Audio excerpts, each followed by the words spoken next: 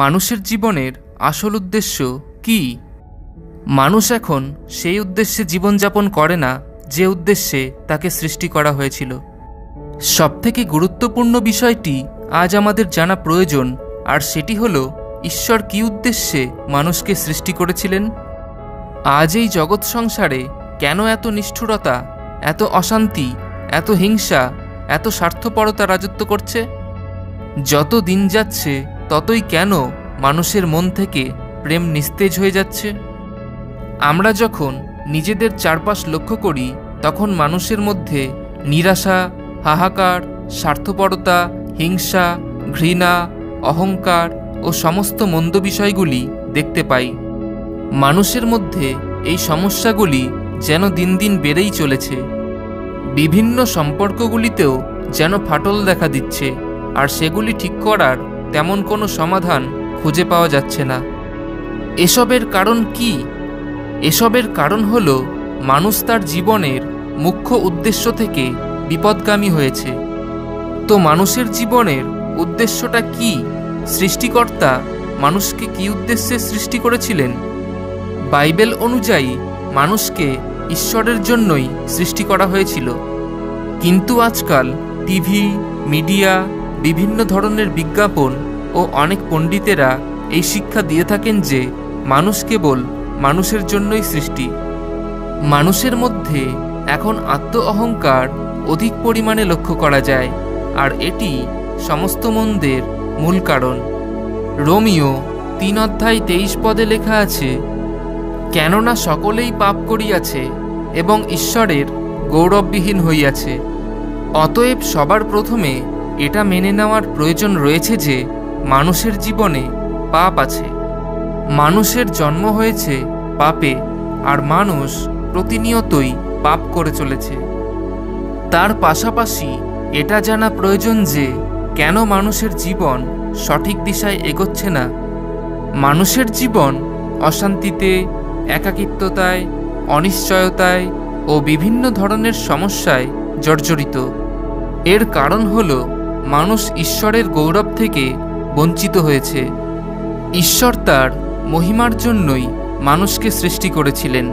হৃদয় দিয়ে তার গৌরব, প্রশংসা ও মহিমা করাই মানুষের প্রধান উদ্দেশ্য। আর ঈশ্বরের এই উদ্দেশ্য সাধনেই মানুষ তার জীবনে শান্তি, আনন্দ, নিশ্চয়তা ও অনুগ্রহ লাভ করতে পারে। কিন্তু মানুষ সেই উদ্দেশ্যে জীবনযাপন করে না, কারণ তারা পথভ্রষ্ট। যোহন 15:5 যিশু বলেছেন, আমি দ্রাক্ষালতা, তোমরা শাখা। যে আমাতে থাকে এবং যাহাতে আমি থাকি সেই ব্যক্তি প্রচুর ফলে ফলবান হয়, কেননা আমা ভিন্ন তোমরা কিছুই করিতে পারো না। বাইবেল অনুযায়ী মানুষ ঈশ্বরকে ত্যাগ করে কিছুই করতে পারে না। মানুষ এরকম মনে করতে পারে যে ঈশ্বরকে ছাড়াই তো আমরা জীবনে অনেক সফলতা অর্জন করতে পেরেছি, তাহলে ঈশ্বরের কি প্রয়োজন? কিন্তু এরকম চিন্তাভাবনা সম্পূর্ণ ভুল, কারণ মানুষের এই সফলতা শুধুমাত্র জাগতিক, ক্ষণস্থায়ী। মানুষ তার জীবনে ঈশ্বরকে ছাড়া সেই ফল উৎপন্ন করতে পারবে না যেই ফল তিনি মানুষের কাছ থেকে আশা করেন। আর যোহন 15:6 প্রভু যিশু বলেছেন, কেহ যদি আমাতে না থাকে তাহা হইলে শাখার ন্যায় তাহাকে বাহিরে ফেলিয়া দেওয়া যায় ও সে শুকাইয়া যায়, এবং লোকে সেগুলি কুড়াইয়া আগুনে ফেলিয়া দেয়, আর সে সকল পুড়িয়া যায়। আর এই বাক্য অনুযায়ী মানুষের অবস্থা ঈশ্বরকে ছাড়া শুকিয়ে যাওয়া ডালপালার মতো হবে, এবং সে একদিন ধ্বংস হয়ে যাবে। তার আর কোনো অস্তিত্বই অবশিষ্ট থাকবে না। আজকাল অনেকেই জীবনের উদ্দেশ্য সম্পর্কে শিক্ষা দিয়ে থাকেন, কিন্তু তারা ভ্রান্ত শিক্ষা দিয়ে থাকেন। তারা বলে থাকেন, আপনি জীবনে যা কিছুই হতে চান, ঈশ্বরও আপনাকে সেটাই তৈরি করতে চান, কিন্তু এটা সত্যি নয়। আসল সত্যিটা হলো ঈশ্বর মানুষকে তার ইচ্ছানুযায়ী তৈরি করতে চান, মানুষের ইচ্ছানুযায়ী নয়। মানুষ তখনই জীবনে শান্তি অনুভব করতে পারবে যখন সে ঈশ্বরের ইচ্ছার অধীন হবে। কিন্তু ঈশ্বরের ইচ্ছা কি, এই বিষয়ে প্রভু যীশু আমাদের শিখিয়েছেন। মথি 22 অধ্যায় 37 থেকে 39 পদে লেখা আছে, তোমার সমস্ত অন্তঃকরণ, তোমার সমস্ত প্রাণ ও তোমার সমস্ত মন দিয়া তোমার ঈশ্বর প্রভুকে প্রেম করিবে, এইটি মহৎ ও প্রথম আজ্ঞা। আর দ্বিতীয়টি ইহার তুল্য, তোমার প্রতিবাসীকে আপনার মতো প্রেম করিবে।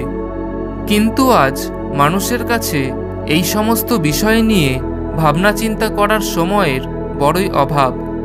মানুষ তাদের সমস্যাগুলির বিষয়ে বা অশান্তিগুলির বিষয়ে অভিযোগ তো অবশ্যই করে, কিন্তু তারা এটা জানতে চায় না যে সেগুলির কারণগুলি আসলে কি।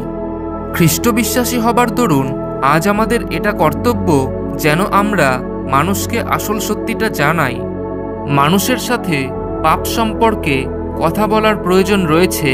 ঈশ্বরের ইচ্ছার বিরুদ্ধে মানুষ যে বিদ্রোহ ঘোষণা করেছে সে সকল বিষয়ে মানুষকে চেতনা দেওয়া আমাদের দায়িত্ব। মানুষ যেন তার ভালোমন্দ সকল পরিস্থিতিতেই ঈশ্বরের ইচ্ছার অধীন হয় সে বিষয়েও আমাদের মানুষকে চেতনা দিতে হবে। উপদেশক 12 অধ্যায় 13 থেকে 14 পদে লেখা আছে, আইসো আমরা সমস্ত বিষয়ের উপসংহার শুনি, ঈশ্বরকে ভয় করো ও তাহার আজ্ঞা সকল পালন করো, কেননা ইহাই সকল মনুষ্যের কর্তব্য। কারণ ঈশ্বর সমস্ত কর্ম এবং ভালো হোক কি মন্দ হোক সমস্ত গুপ্ত বিষয় বিচারে আনিবেন।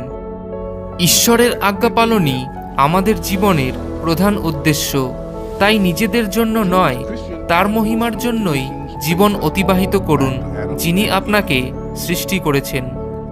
আপনি যদি ভ্রান্ত উদ্দেশ্য ত্যাগ করে মুখ্য উদ্দেশ্য অর্থাৎ ঈশ্বরের ইচ্ছাকে আপনার জীবনের উদ্দেশ্যরূপে গ্রহণ করেন, তাহলে আপনি অবশ্যই উপহার হিসেবে দয়া, শান্তি ও অনুগ্রহ লাভ করবেন। খ্রিস্টীয় ভিডিওগুলিকে বাংলায় দেখতে বাইবেল শিক্ষা ভাস্কর চ্যানেলটি সাবস্ক্রাইব করুন।